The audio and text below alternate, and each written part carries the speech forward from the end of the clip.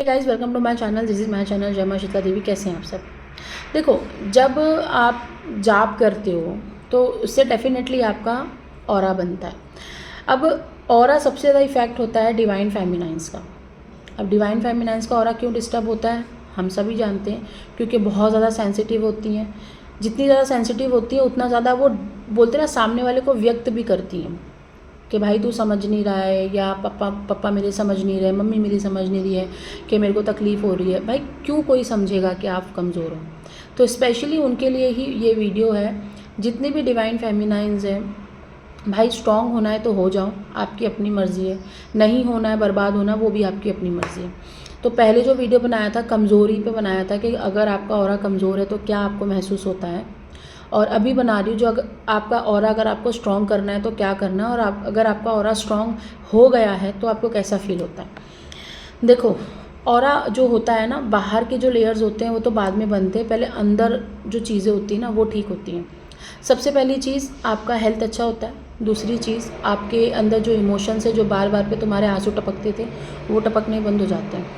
ठीक है, आपके आंसू कोई निकाल के दिखा दे बंदा, अगर कोई किसी का ऑरा स्ट्रॉन्ग है तो कोई किसी को रुला के दिखा दे, आप नहीं रो सकते, आप जल्दी रो ही नहीं सकते, इतना ऑरा स्ट्रॉन्ग हो जाता है। तीसरी चीज़, आपके साथ कोई दुर्घटना हो गई, घर में कोई दुर्घटना हो गई, तो आपका जो बिहेव होता है बहुत न्यूट्रल होता है कि हाँ ठीक है हो गया।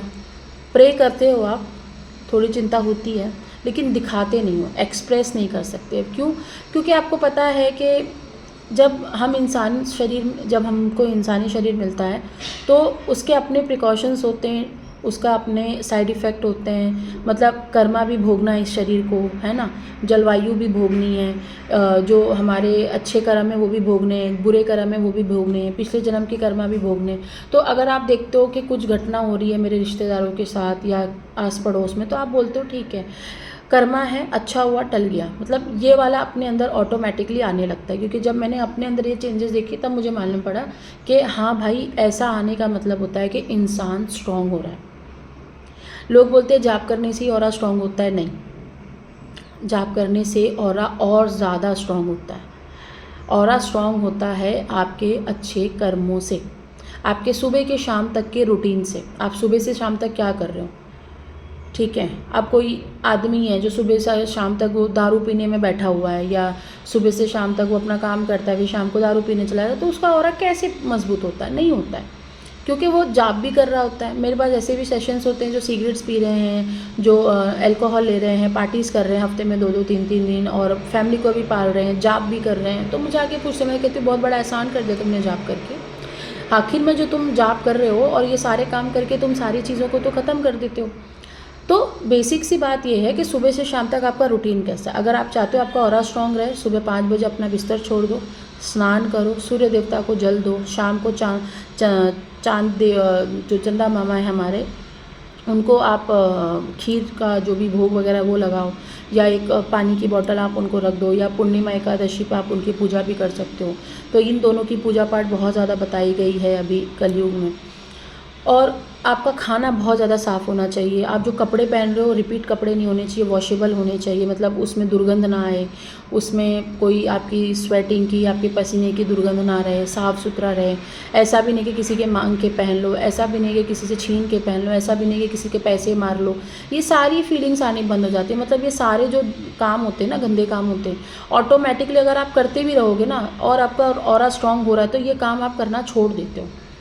आपके हेल्थ इश्यूज़ ऑटोमेटिकली रिकवर होने लगते हैं। आपके ग्रह, आपके प्लैनेट जो होते हैं, 9 ग्रह, आपके जो प्लैनेट्स होते हैं वो सारे जो है सेटल्ड होने शुरू हो जाते हैं। आपके कर्मा जो है रिलीज़ होने लगते हैं। कर्मा रिलीज़ का मतलब होता है कि कोई बेकार सिचुएशन आई थी, आपके साथ कोई घटना घटित हुई और आपके मन में ये आएगा कि कुछ बड़ा घटने वाला था लेकिन छोटे पे घट के चला गया। तो ये चीज़ें होती हैं। तो ऑरा स्ट्रॉन्ग करना मतलब होता है कि आपका अंदर से प्रॉपर सफाई हो रहा है या नहीं, आपका स्टमक क्लीन है या नहीं, आपका फूड क्लीन है या नहीं, आपके चक्र क्लीन है या नहीं। आप सिर्फ ये सोचते हो कि मैं कौन से जाप कर डालूँ, मैं 33 करोड़ के देवी देवता के सारे जाप कर लेता हूँ तब तो स्ट्रांग होगा ऑरा। भाई ऐसा कुछ नहीं होता। आप कितना भी जाप कर लो, लेकिन आपने अपने कर्म, आपने अपनी सोच को, आपने अपने व्यवहार को नहीं बदला, आप कितना भी जाप कर लो, आपको उसका 10% ही रिजल्ट मिलता है, ठीक है। एक माला भी जाप करो, लेकिन सुबह से शाम तक आपका प्रभु में मन लग रहा है, आपका अपने काम में मन लग रहा है, आपको कोई नेगेटिविटी की प्रॉब्लम नहीं है या नेगेटिविटी का वार होता है, आपको कोई फ़र्क नहीं पड़ता है, तो दैट मीन कि आपका ऑरा बहुत अच्छा चल रहा है, बहुत आप अच्छा प्रोग्रेस कर रहे हो। बार बार चेकिंग कराने से भी ऑरा डिस्टर्ब होता है, बार बार अपने शक्तियों के बारे में बात करने से ऑरा डिस्टर्ब होता है, बार बार अपनी पाठ पूजा को लोगों तक पहुंचाने में आपका ऑरा डिस्टर्ब होता है। अगर आप अपनी ही बड़ाई या अपनी ही जो चतुराई है वो लोगों को बताते हो, या 4 लोगों में सोचते हो कि मैंने स्मार्ट प्ले कर लिया, या बहुत ज़्यादा आप अहंकारी हो, तो आपका जो जाप होता है वो ऑटोमेटिकली आपको लगना बंद हो जाता है। अब इसमें लॉजिकल क्या है, जब आपका अहंकार उत्पन्न होगा तो वो जाप आपके देवता ले लेते हैं, वो आपको तब तक नहीं देंगे जब तक आप डाउन टू अर्थ नहीं होते हो, मतलब धरती से नहीं जुड़ते हो, धरती माता से नहीं जुड़ते हो, तब तक आपके अंदर अहंकार रहता ही रहता है। तो देवी देवता का काम ये होता है कि पहले आपको ज़मीन से जोड़ा जाए, आपके अंदर की अहंकार, ईर्ष्या, आपके अंदर जलन है, लालच है, ये सारी भावनाओं को ख़त्म करते हैं, यहाँ तक कि कामुक भावनाओं को भी वो ख़त्म कर देते हैं। तो चीज़ें समझो इस चीज़ को। जो भी लोग मेरे पास आते हैं कि नहीं हम तो 2 लाख जाप कर चुके हैं, 12 लाख जाप कर चुके हैं, भाई जाप से सब कुछ मिल जाता। तो इस दुनिया में आज के समय पर जितनी आबादी है उससे 50% कम से कम लोग जाप कर रहे हैं। आज के समय पे इतनी अवेयरनेस हो गई जाप के लिए, तो उसमें से सिर्फ 10% भी अगर बाहर निकल पाए ना तो भी बहुत बड़ी बात है। लेकिन निकलते कितने हैं? पूरे इंडिया में से 1% लोग आगे निकल रहे हैं। क्यों? क्योंकि उन्होंने ओवरऑल काम किया है, अंदर से भी और बाहर से भी, हर जगह से उन्होंने काम किया है। उनको ये समझ में आ गया कि भाई प्रभु के साथ साथ प्रभु किस चीज़ में हमको गाइड कर रहे हैं काम करने के लिए, वो भी करो। तो जो लोग लेट सोकर उठते हैं, जो लोग नहाते नहीं हैं सुबह से शाम तक, या सीधा रात को नहाते हैं, या कभी कभी नहीं नहाते हैं, रात के 2-2 बजे तक 3-3 बजे तक आप मोबाइल देख रहे हो, रील्स देख रहे हो, कोई काम नहीं कर रहे हो, कोई जगत का काम नहीं, कोई घर को पालन पोषण का काम नहीं, खुद को पालन पोषण के लिए काम पे नहीं लगा रखा, तो कोई मतलब नहीं है जाप करके। मैं अभी भी यही बोल रही हूँ कि कोई मतलब नहीं है जाप करके, अगर आपके मन में वो भावना नहीं है जो मैं बता रही हूँ। आपके मन में जितने भी लोग जाप कर रहे हैं, सबके मन में ये भावना होनी चाहिए कि मैं ज़मीन से जुड़ा हुआ हूँ। अब ज़मीन से जुड़े होने का मतलब नहीं है किसी के लात घूसे खा लो, उसका मतलब होता है कि अगर आपको कोई बोल रहा है या कुछ कर रहा है तो भी आपके अंदर अहंकार उत्पन्न ना हो।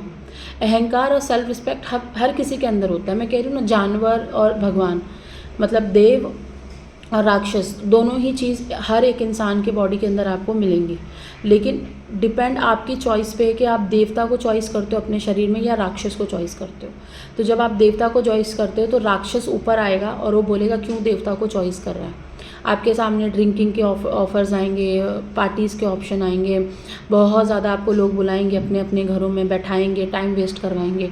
तो आपकी अपनी चुनौती है आपको कैसे लड़नी है।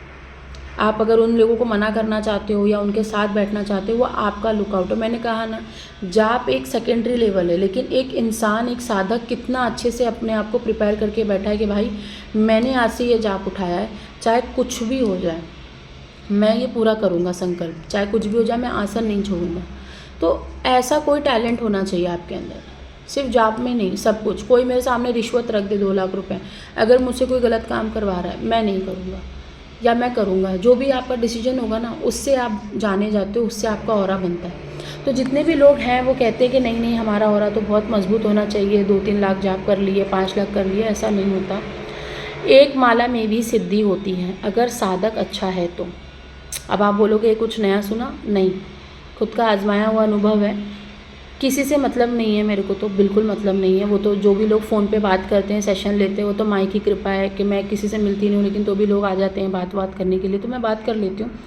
एक माला में भी मंत्र सिद्ध किया है। क्यों? क्योंकि साधक वैसे होना चाहिए। अगर साधक उस लेवल का है तो एक माला में आप देवता को सिद्ध कर सकते हो, ठीक है। हालांकि अभी तक मेरे पास ऐसा कोई आया नहीं है कि मैं एक माला से उसको मैंने सिद्ध करवा दिया या उसने एक माला से सिद्धि कर ली, ऐसा अभी तक कोई आया नहीं है मेरे पास।